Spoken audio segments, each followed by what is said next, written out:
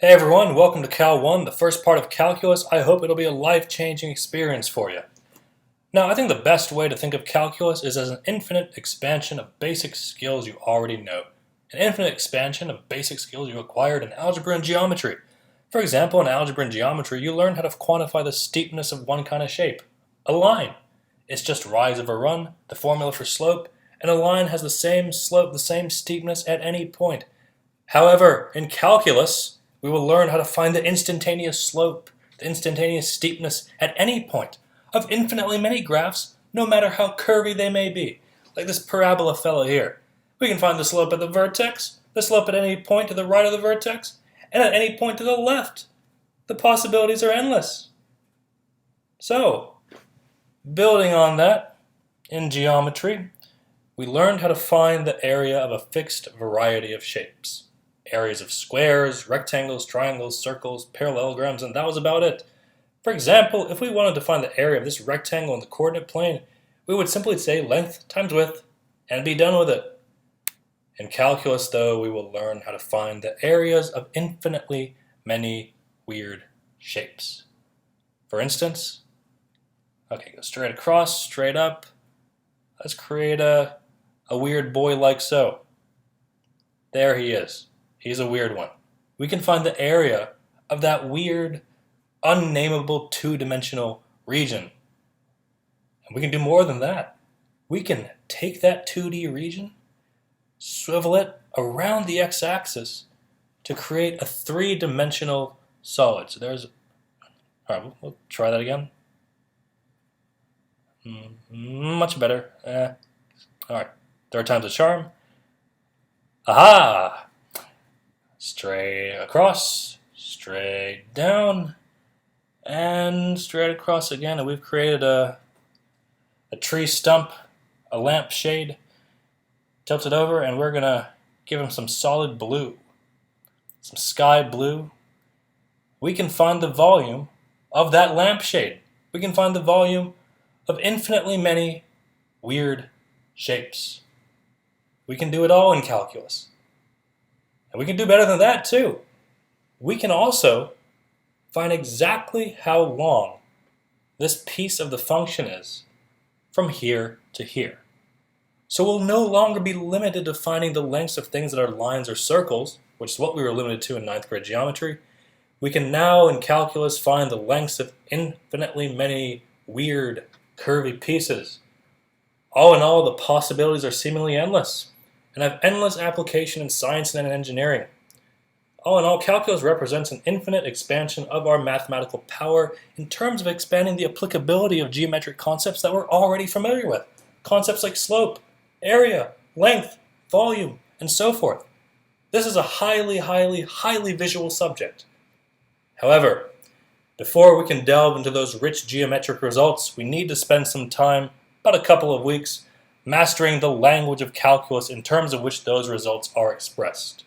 And that language is the language of limits.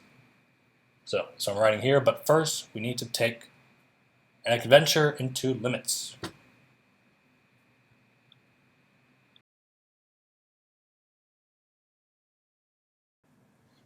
We'll illustrate what limits are with a graph. Let's purposely make it a weird graph, like this stuff here. Here f of x is broken up into two parts. We're going to put a little open circle there, solid dot there, another open circle, extend all the way to the right. It's probably some kind of weird piecewise function. Now, let's let that be a 2, let's let the open circle be a 3, let's that solid dot be a 7, and that open circle, let it be a 10. Now, if I were to ask you, what is f of 2? Well, that's a cinch. You simply go to x equals 2, then go straight up or down until you hit a solid point, and the y-coordinate of that point will be f of 2. Basic concept from foundations. In this case, it turns out to be 7. However, here's how we can illustrate a different concept, the concept of a limit. Suppose we are walking on the graph from left to right with our eyes completely closed, so we can't see the graph at all. We have no idea, for example, that there's a point hovering at 2, 7. Suppose, however, that even with our eyes closed, even though we can't see the graph, We have a magical ability to know just how far we are from the x and the y axes at all times. In other words, even though we can't see the graph on which we're walking, we always know the x and the y coordinates of our current location. We always know where our feet are. So as you are walking along this graph, suppose you decide that you don't want to ever reach x equals 2, but you want to intentionally inch infinitely close to x equals 2. Just getting infinitely close to it, but never reaching it. So one moment you're at 1.8, the next you're at 1.9, then 1.95, then 1.999, then 1.999999. As you're doing this, what y value to you, with your eyes closed, does it seem that you're inching closer and closer to? Well, of course, the answer is 3. The closer and closer you get to x equals 2 without ever actually reaching x equals 2, the closer and closer it seems like you're getting to y equals 3.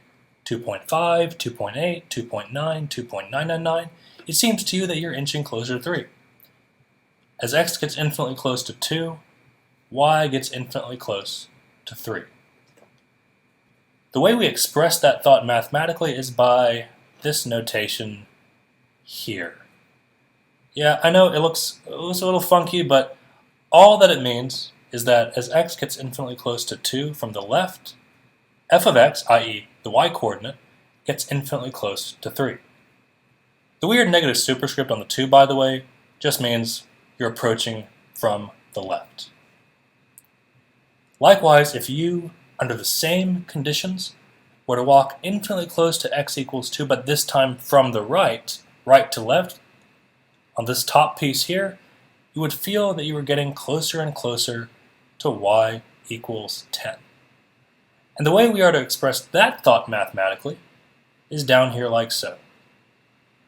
So we'll start off the same way with a LIM, and everything looks the same on the left side except that negative superscript becomes a positive superscript. And we set it equal to 10.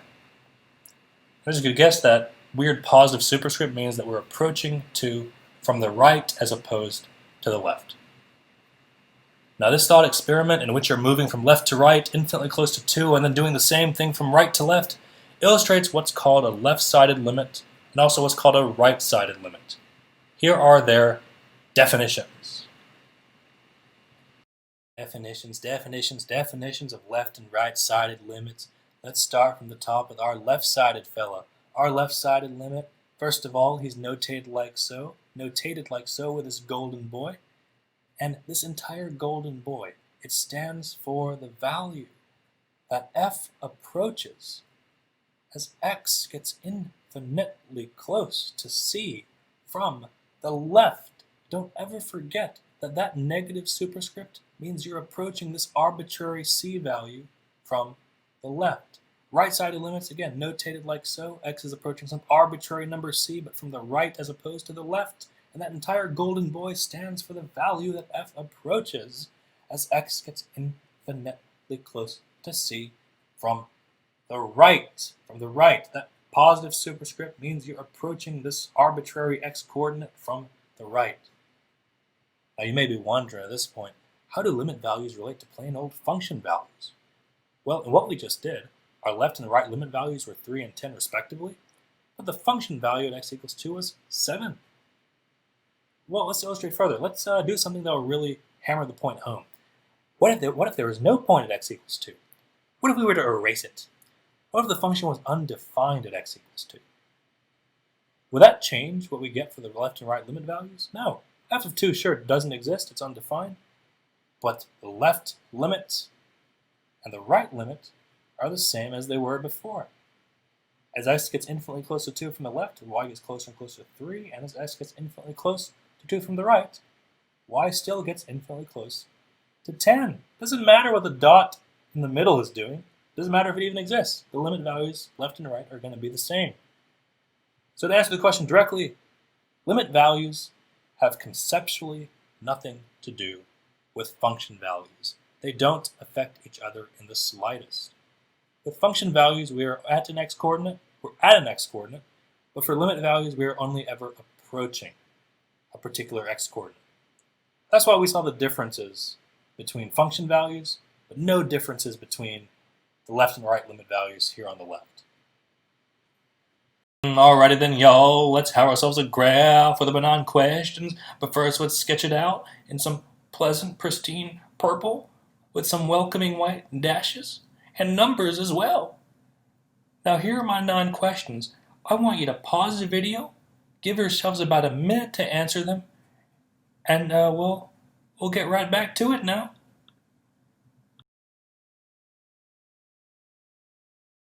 Friends, for this first chap, f of -5, I go straight up, hit nothing but air, so f of -5 does not exist. However, left and right limits do exist. They both equal +2. I go straight down from +1, I get a y-coordinate of -3. Left and right limits exist and equal -3 as well. From 4, I go straight up, hit a solid dot, which has a y-coordinate of +3. Left limit exists, equals 1. Right limit exists, but equals a different number, +3. Now, to really appreciate limits, to fully flesh out the theory, I need 2 more definitions on the table. The first is a rather philosophical one, is the definition of existence. Quite an ambitious definition if I do say so myself. A limit is defined to exist if and only if it's a finite number. So simple, a limit exists if it's finite, i.e. not positive or negative infinity. If a limit is a finite number, then it is existent. Next is a big one. It's a definition of an overall limit. It goes like so. If the left limit and the right limit both exist, both equal finite numbers, and if they both equal each other, then the overall limit denoted by this golden boy here is said to exist, is defined to exist, and numerically equals the left and the right limits. The best way to remember it is with this tripartite equality.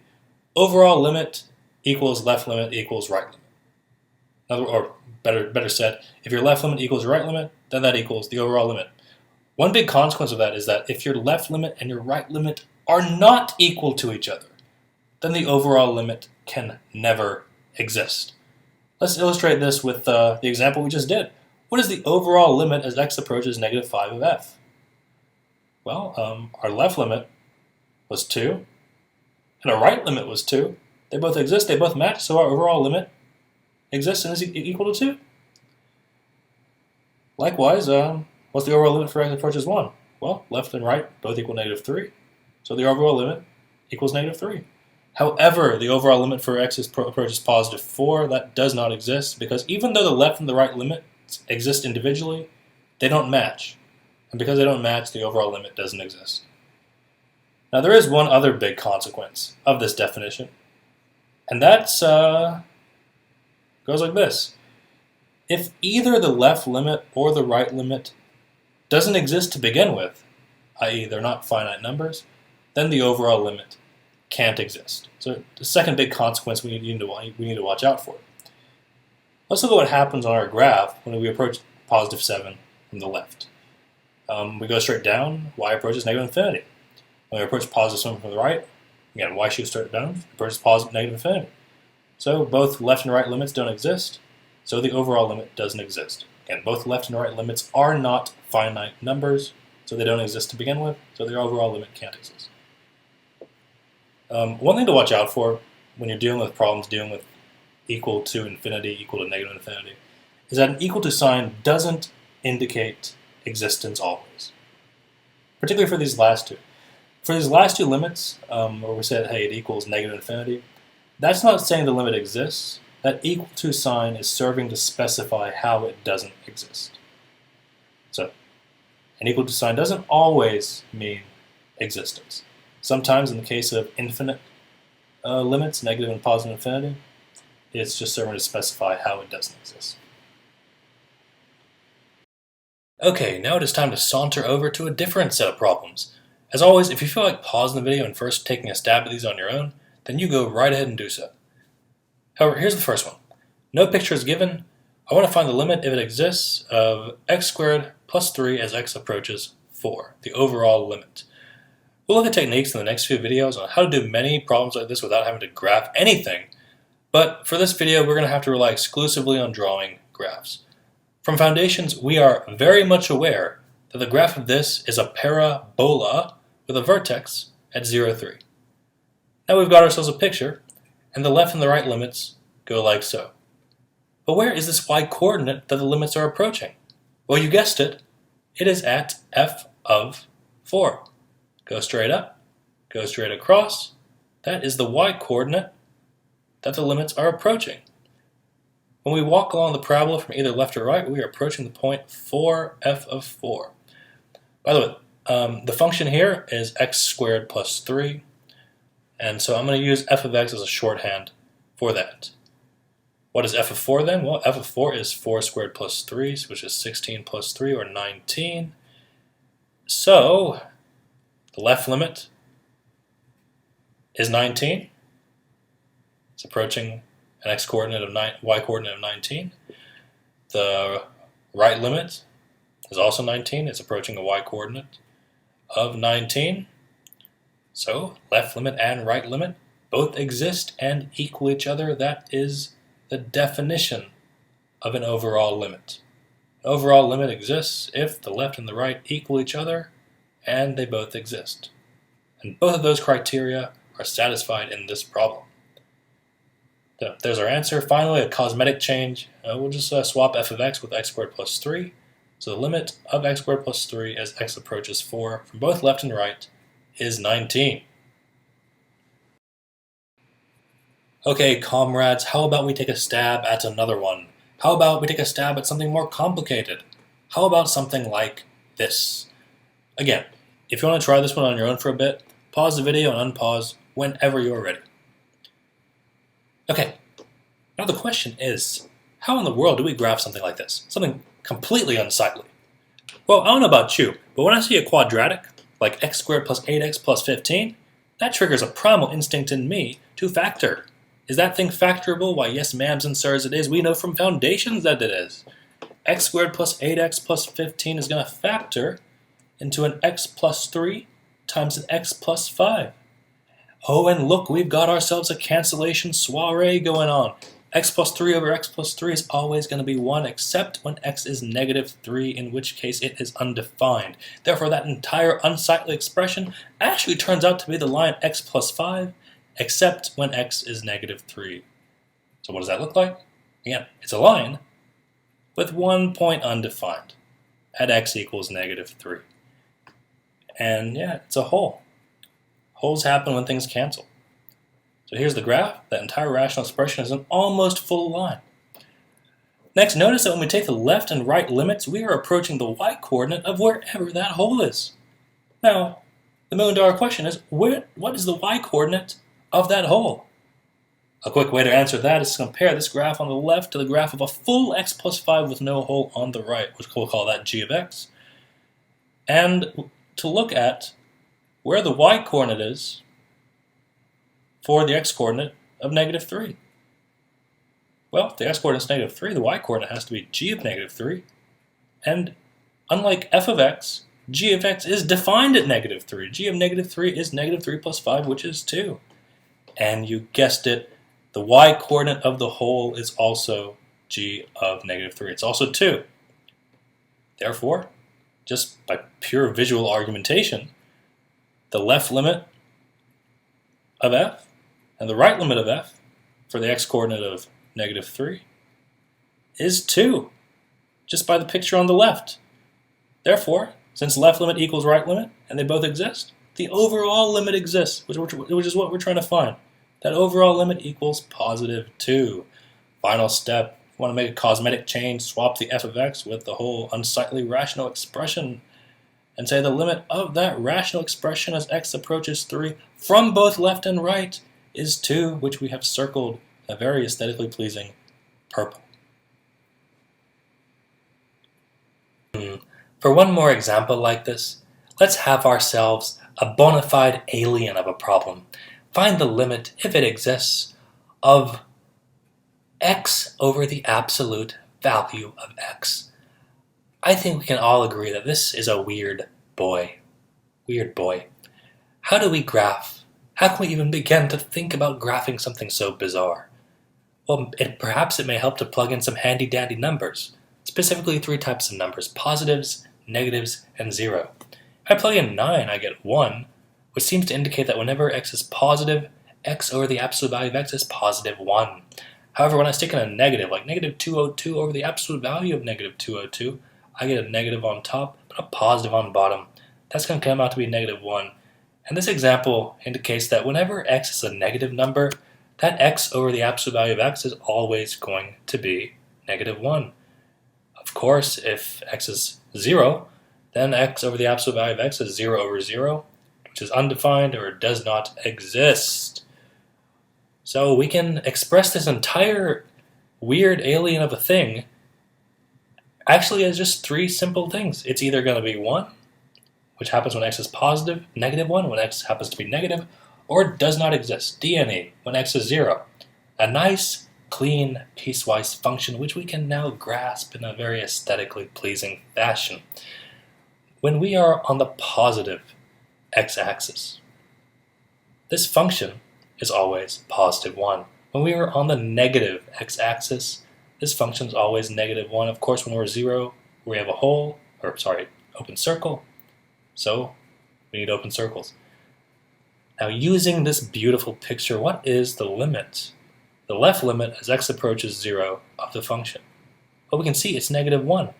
If we're on that bottom piece, we are always at y-coordinate of negative 1. Likewise, if we're on the top piece for a right-sided limit, we're always at positive 1. Well, unfortunately, the left and right limits do not match. The right limit is 1, the left limit is negative 1, so the overall limit does not exist. It doesn't exist. But still, a very beautiful problem, nonetheless. Now, if the question asked you to find the left or the right limit, then you would have gotten an answer.